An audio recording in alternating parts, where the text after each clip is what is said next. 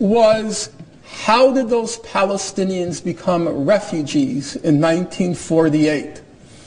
For those of you who are new to the topic, the background is fairly easy to sketch in. November 1947, the United Nations General Assembly decides to resolve this conflict in Palestine. We're going to divide it roughly in half between Jews and Arabs. Immediately upon the UN resolution being passed, a conflict breaks out within Palestine. By May 1948, when Israel declares its statehood, it becomes an interstate conflict with neighboring Arab states. At the end of the war, roughly 750,000 Palestinians find themselves outside their homes. And the question always arose, how did those 750,000 Palestinians, how did they end up refugees?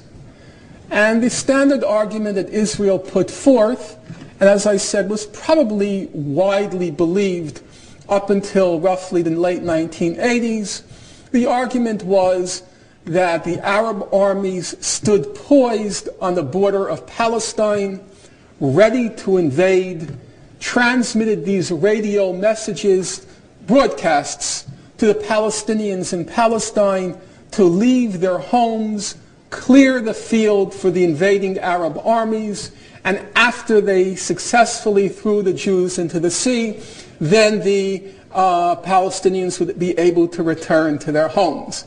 How many people are familiar with that explanation of what happened in 1948? Well, the older people must surely, because that was standard. And until the late 1980s, as I said, that was pretty much what everybody believed. And then in the late 80s, a number of Israeli historians in particular, not exclusively, but in particular, Israeli historians started going through the record from the Israeli archival point of view. And the main person who went through the record is a fellow named Benny Morris. And Benny Morris concludes, to use his language, not my own, that what happened in 1948 was an ethnic cleansing. And there's now, you could say, a broad consensus among historians that exactly that, what happened in 1948, was the indigenous population of Palestine, at any rate in the area that became Israel, was ethnically cleansed. Now, it's not true to say no debate continues, but the debate is now within fairly narrow parameters. The debate now is, was this ethnic cleansing premeditated, intentional, methodical, or was it an accident of war? Everybody knows wars generate refugees, and maybe these refugees were simply a byproduct of a war. And to show you or to illustrate how narrow this debate has become, you take the case of Israel's former foreign minister, Shlomo Ben-Ami, a very smart guy. He's a historian by training, and a reasonably honest fellow for sure. He wrote a couple of years ago a book called Scars of War, Wounds of Peace, part of which went through the history of the conflict. And of course, he had to address the refugee question. And he says, well, yeah, it was an ethnic cleansing in 1948, but the former foreign minister says, I don't really agree with Benny Morris, Morris being one of the proponents of the notion that it was an accident of war. No, says the former foreign minister, I don't really agree with that. It wasn't an accident of war. It was quite clearly premeditated, intentional, methodical. As he puts it, it was anchored in the Zionist philosophy of transfer, transfer being the euphemism back then for expulsion. And so now you have the case of a former foreign minister, incidentally not an ancient former foreign minister. He was the Israeli foreign minister in 2000 during the Camp David negotiations.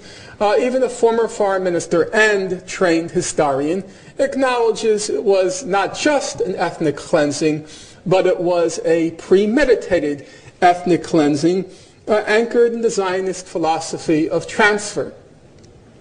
Apart from the question of the refugees, probably the question that looms largest or is most most in the public eye is the question of these wars that Israel has endured with its neighbors since its founding in 1948. And certainly it's a large number of wars, 48, 56, 67, the Canal War, 68 to 70, 73, 82, and then the two intifadas.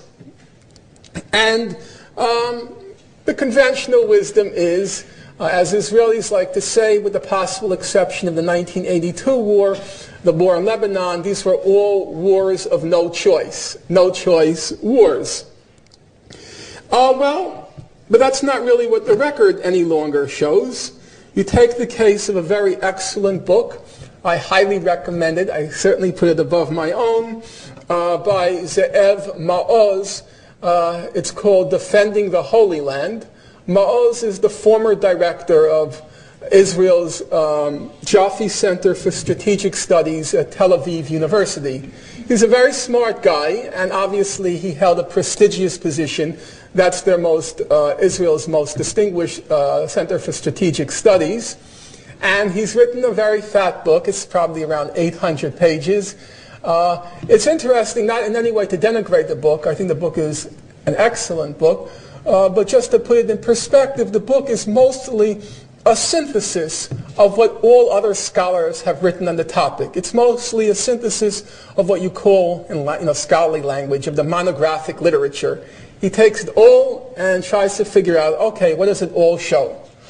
Obviously, time doesn't allow me to go through those 800 pages, but it's not without interest to just listen to his conclusions.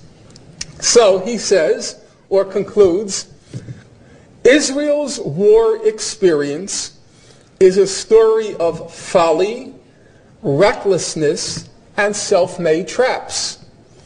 None of the wars, none, with a possible exception of the 1948 War of Independence, none was a war of necessity. They were all wars of choice or folly. The only possible exception, he says, and as I was actually interested, he qualifies it, the only possible exception is maybe 48. He goes on to say, Israel's decision makers were as reluctant and risk-averse when it came to making peace as they were daring and trigger-happy when it came to making war. The official Israeli decision makers typically did not initiate peace overtures. Most of the peace initiatives in the Arab-Israeli conflict came either from the Arab world, from the international community, or from grassroots and informal channels. When Israel was willing to take risks for peace, these usually paid off. The Arabs generally showed a remarkable tendency for compliance with their treaty obligations. In quite a few cases, it was Israel, rather than the Arabs, that violated formal and informal agreements. Again, an opinion diametrically at odds with the conventional or mainstream wisdom. 67 wasn't a war of necessity. 73, the so-called Yom Kippur War, not a war of necessity. The only possible exception is 48. Now bear in mind, under international law, if it wasn't a war of necessity, which is defined very stringently, a war of necessity is when you are the object of an armed attack. Article 51 of the United Nations Charter.